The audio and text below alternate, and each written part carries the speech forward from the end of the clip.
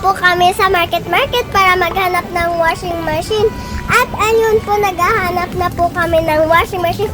Ayun po, nakakita na po kami ng washing machine. Ito nga po ang washing machine na nahanap namin.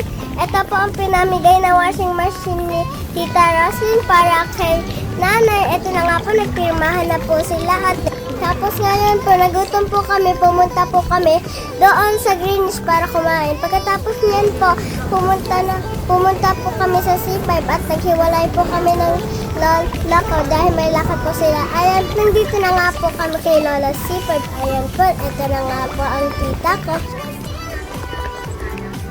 Katapos po niyan, pupunta po kami sa church para ipasalamat kay Jesus na palagi po kami may pagkain at hindi po kami nagkakasakit.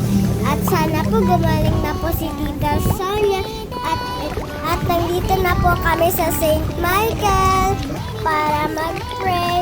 Ayun na nga po yung St. Michael. Ayan po, natapos na rin po ang video natin. Pero kakain muna po kami dito sa McDo para mabusog. Ito lang po, bye-bye po.